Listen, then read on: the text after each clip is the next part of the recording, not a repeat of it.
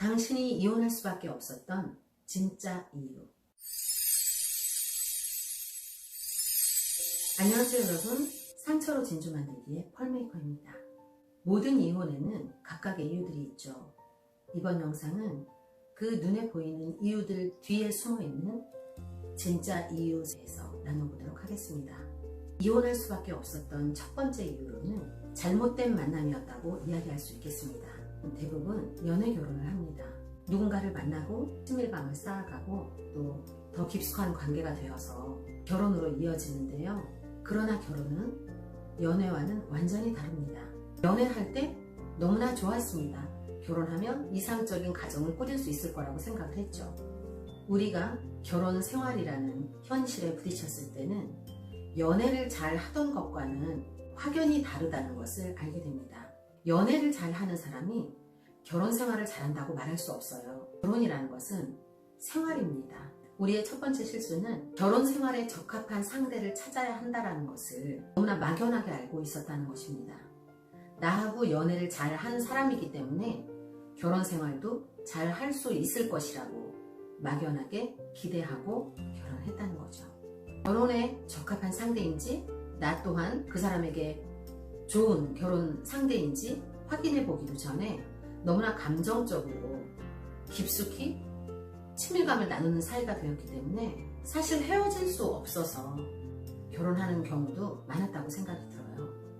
이미 감정이 깊어진 상태에서는 합리적인 판단을 내리기가 어려워집니다.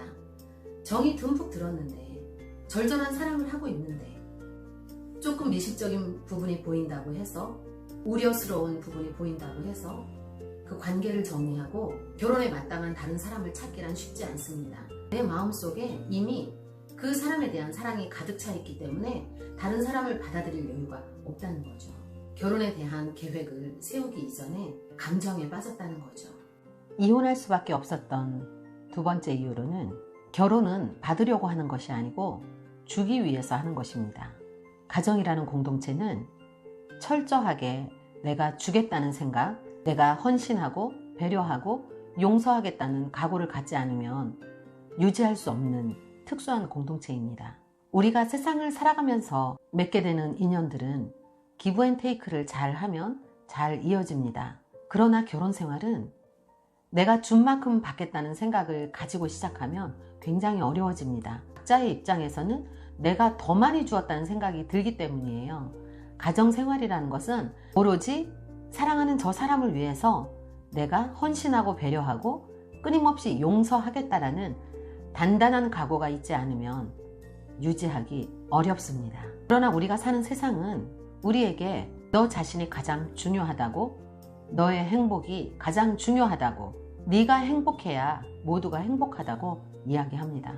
정당한 것 같은 그 가치관이 우리 가정에 대입됐을 때 가정 생활을 해치는 가장 큰 요인이 된다는 것을 저는 이제 알고 있습니다. 내가 그 사람을 사랑한다고 생각하고 선택을 했습니다. 그런데 결혼이라는 생활에 돌입했을 때 너무나 쉽게 이기적인 생각에 빠지게 됩니다. 우리가 세상으로부터 듣는 이야기들은 받는 것에 집중되어 있습니다. 내가 좋은 결혼을 했는지의 가치는 상대가 나에게 얼마나 잘하는지에 달려있다고 세상은 이야기합니다. 그러나 가정생활은 그렇게 유지될 수가 없어요. 가정은 두 사람이 이 가정을 위해서, 상대를 위해서 철저하게 헌신하고 배려하고 그 사람의 실수와 부족한 것들을 용서하겠다는 생각만이, 오직 그것만이 가정이 안전하게 유지가 되는 확실한 연료가 된다는 것입니다. 이 사회는 우리에게 이토록 착각할 만한 잘못된 가치관을 심어놓고 우리가 가정이 깨져서 어려울 때 그것에 대한 어떠한 솔루션도 제공하지 않습니다. 그 이후의 모든 대가는 우리 각자가 고스란히 감내해야 될 문제라는 거죠.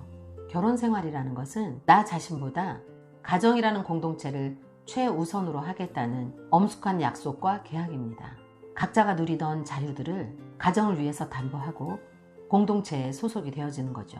가정이라는 공동체를 함께 만들 적합한 상대인지를 더 꼼꼼히 따져봤어야 합니다. 그러나 우리는 가정 생활을 이어나가야 할 상대에 대해서는 잘 알지 못한 채로 결혼을 하게 된 거죠. 이 결혼 생활을 어떻게 유지해야 한다라는 적절한 교육을 받은 적이 없습니다. 직장을 얻기 위해서도 그 많은 준비를 하고 공부를 하는데 우리는 정작 우리 인생의 가장 중요한, 우리 인생의 대부분의 시간을 보내게 될 가정생활에 대해서는 너무나 배운 바가 없이 결혼을 하게 됐다는 거죠.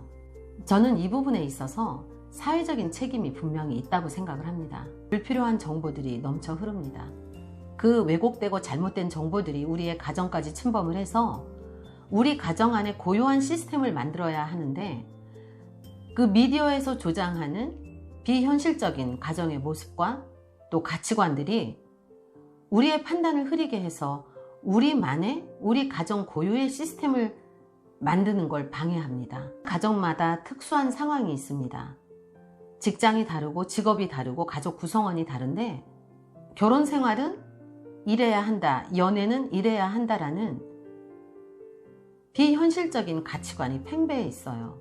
현실과 너무나 동떨어진 미디어의 이러한 영향들은 각 개인의 판단을 흐리게 하고, 그래서 내 가정 고유의 어떤 특수한 상황들을 받아들이지 못하고 사회가 또 미디어가 인위적으로 만들어 놓은 가치관과 계속 비교하면서 상대적인 박탈감을 느끼고 불행하게 느끼고, 그래서 가정을 포기하게 만드는 거라고 생각이 들어요. 저는 이러한 부분에 있어서는 우리 모두가 올바른 인식을 하고 이것들을 바로잡아야 한다고 생각을 합니다. 가정이라는 공동체의 시스템을 만들기 위해서는 헌신과 배려와 용서뿐만이 아니라 이해와 대화와 또 문제 해결력이 필요한데, 우리가 그런 것들을 건강하게 잘 조율하지 못하고 또 사회적으로 어떠한 도움도 사실 받지 못하고 힘겨워하다가 포기를 하게 된 것이죠. 무엇이 잘못되었는지를 아는데 이토록 오랜 시간이 필요하다고는 생각하지 않습니다. 다시 한번 정리를 하자면, 현 시대에서 그 결혼의 청교도적 의미와 목적을 지켜간다는 것은 어려운 게 사실이지만, 이 결혼은 신성해야 되고 이 가정들은 지켜져야 된다는 게 저의 생각입니다. 마지막으로 정리를 해보겠습니다. 표면적으로 드러났던 이유들 외에도 연애에 맞추어졌던 만남과 개인의 이기주의를 부추기는 사회적 가치관과 왜곡된 결혼관, 그리고 그로 인해서 헌신과 배려와 용서와 또 문제 해결 능력이 부족했던 원론적인 이유들이 있었다는 것을 깊이 생각해 보아야 할 때입니다.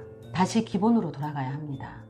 가정 공동체를 보호하고 건강하게 유지하기 위해 새로운 기준을 세우고 가르치고 지켜나가야 합니다. 가정이 바로 서야 우리에게 비로소 밝은 미래가 있기 때문입니다.